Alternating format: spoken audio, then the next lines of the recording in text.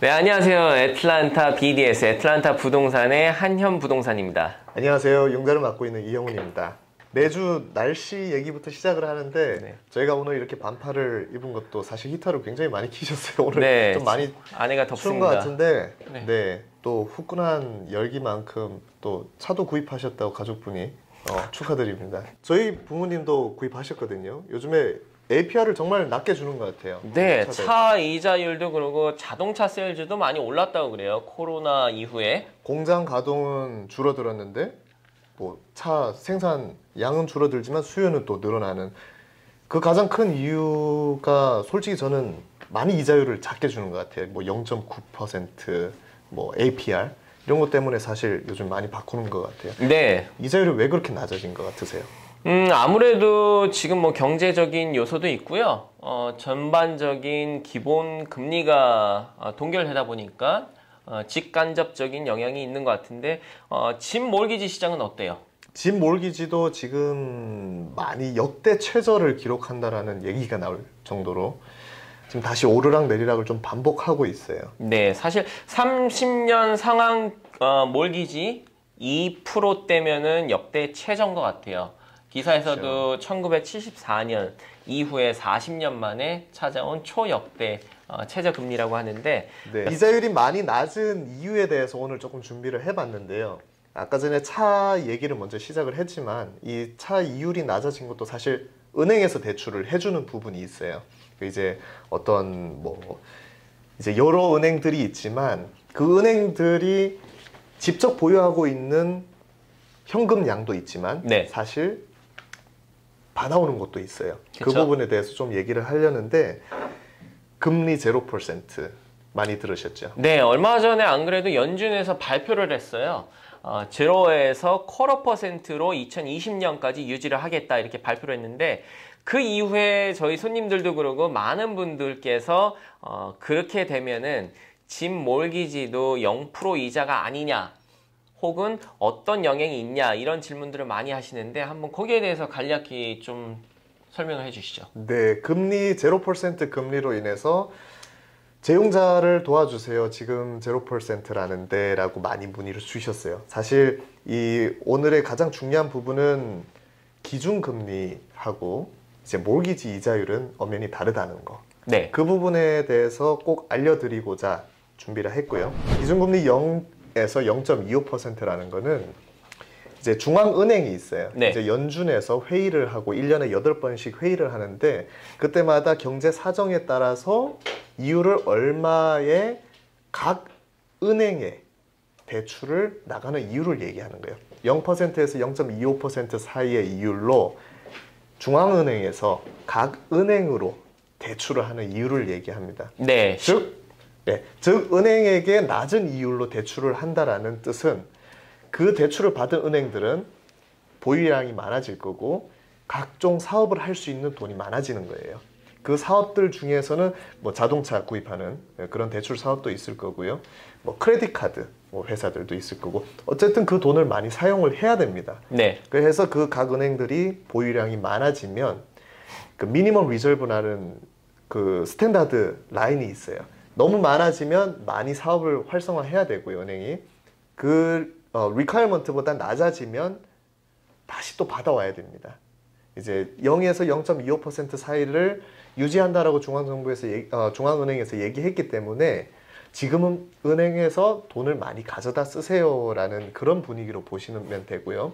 모기지 이자율은 금리랑은 직접적인 영향은 없어요. 네. 사실. 그런 직접적인 영향을 주는 부분은 크레딧 카드 이율 아니면 변동금리 네. 이런 부분이지 저희가 얘기하는 건 30년 고정, 15년 고정 금리를 얘기하기 때문에 이러한 기준금리랑은 상관없이 국가 이제 반드라고 부르죠. 네. 국채. 채권, 국채를 얘기합니다. 네. 그 국채 가격에 따라서 이런 고정금리, 모기지 이자율은 변동하게 돼요. 네, 쉽게 말하면은 은행들이 중앙은행에서 돈을 빌려다 쓰는데 거기에 대한 이유를 고정을 해주겠다.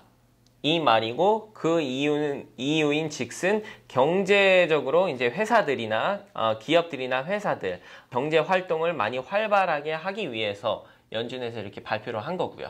이제 경제 활성화를 시키기 위해서 금리를 낮춘 건데 사실상 경제가 활성화되면은 모기지 이자율은 올라가게 되어 있어요. 그렇죠. 하지만 지금 역대 최저잖아요. 네.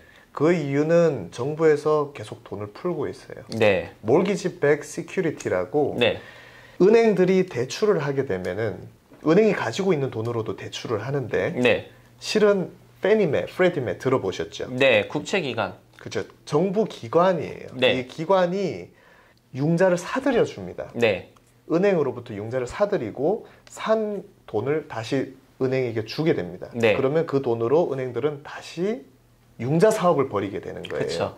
계속 사업을 할 수 있도록 자금을 확보시켜주는 역할을 하는데 이 몰기지백 시큐리티를 정부에서 계속 사들여 주기 때문에 융자 시장에 현금이 계속 활발하게 돌고 있는 겁니다. 네, 아무래도 몰기지 하면은 저희가 생각하는 거는 은행에서 은행 예금치 혹은 은행 자산으로 이렇게 몰기지를 만들어서 상품을 판다 이렇게 많이 생각을 해가지고 이런 기존 금리를 동결시켰다 하면은 직접적인 몰기지 이율도 영향이 있지 않나 이렇게 많이 생각을 했는데요. 그렇죠. 네, 이렇게 저희가 몰랐던 뒤에서 정부가 지원을 하고 백으로 있는 정부가 직접적으로 영향이 있는 페니메라든지 프레디메 같은 기관에서 은행에서 대출 상품이 나가면은 그걸 다시 세컨 마켓, 두 번째 마켓에서 이제 다시 사들이는 이런 그렇죠. 구조로 돼 있다 이 말씀이시죠? 쉽게 말씀드리면은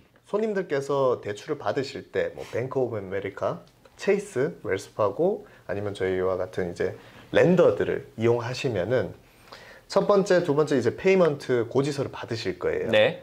먼틀리 페이먼트라는 이제 고지서를 받게 되시면 매달 얼마를 납부하셔야 됩니다라는 그 몰기지 서비스라 부릅니다. 네. 매달 납부하시는 대상을 몰기지 서비스인데 이 융자는 또 팔릴 수가 있어요. 아마 겪어보셨겠지만 한 1년 정도 납부하셨는데 네. 갑자기 뭐 미스터 쿠퍼, 네. 그리고 뭐 뱅크 오브 아메리카 이렇게 네. 계속 팔리게 됩니다. 네. 결국 끝은 사실 뱅크 오브 아메리카, 뭐 웰스파고가 많이 사들이는데요. 네. 이런 부분을 눈덩이처럼 이 융자를 모아서 다시 또 파는 역할을 합니다. 은행들이. 네. 그리고 손님들이 나는 뱅크 오브 아메리카에 페이를 내고 있는데 갑자기 페니메에서 편지가 날라와요. 네. 우리가 당신의 론을 샀습니다. 그럼 이거 어떻게 해야 되나요? 사실 그 페니메가 돈을 뱅크 오브 아메리카에게 론을 사들이면서 돈을 준 거예요. 네. 그럼 뱅크 오브 아메리카는 그 돈으로 다시 융자 사업을 하라는 그런 부분이고요. 이게 다 은행의 자금만으로는 불가능하기 때문에 뒤에서 이제 페니메라든지 프레디메 같은 이런 기관에서 다시 융자 상품을 사들이고 돈의 캐시플로우를 만들어주는 거죠, 역할이. 그렇죠. 네, 그래서 이렇게 중간에 몰기지 은행, 몰기지 뱅크가 바뀌었다고 해가지고 손님 입장에서는 융자 30년 혹은 15년 고정의 텀이라든지 융자 내용이 바뀌는 거는 전혀 없으니까 걱정을 안 하셔도 될 것 같습니다. 이거는 은행 간의 거래, 은행 간의 사고 파는 융자 상품을 사고 파는 과정이기 때문에 거기에 대해서는 손님께서는 뭐 불이익을 보시거나 그런 거는 없으실 것 같아요. 그렇죠. 그래서 이제 여기서 많이 물어보시는 부분은 내년에 이자율은 어떻게 될 것인가 그런 부분을 질문을 많이 주셨는데 네.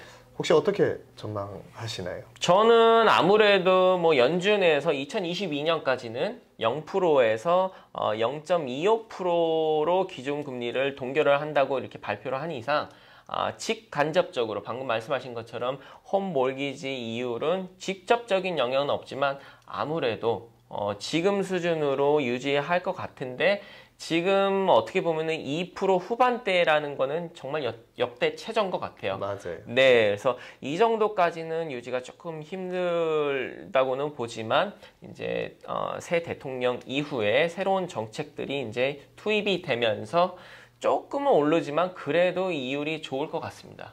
네, 사실 모기지 회사 입장에서 봤을 때는 조금 전에도 말씀드렸지만 시장이 불안정하면 이자율은 하락하게 되어 있습니다. 그래서 낮은 수준을 유지하고 있고요.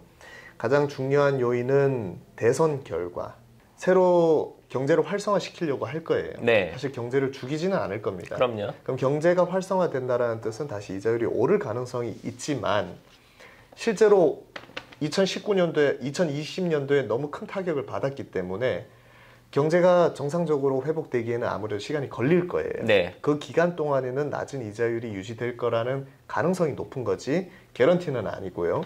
그리고 코로나 백신이 상용화가 돼야지만 다시 또 생산 라인이라든지 그런 경제가 힘을 받고 박차를 가할 수 있는 요소가 높아지기 때문에 그 시점이 언제 오느냐에 따라서 이자율은 달라질 그런 시점이 올 거라고 예상들을 하고 있습니다. 네, 맞습니다. 그래서 지금 시점 2020년이 이제 거의 다 끝나간 시점에는 이제 내년도 그리고 지금 코로나가 아직 종식이 안 한 이 시점에서 내년도에 몰기지 시장이라든지 혹은 부동산 연관된 부동산 시장에 대해서 많이들 궁금해 하셨는데요.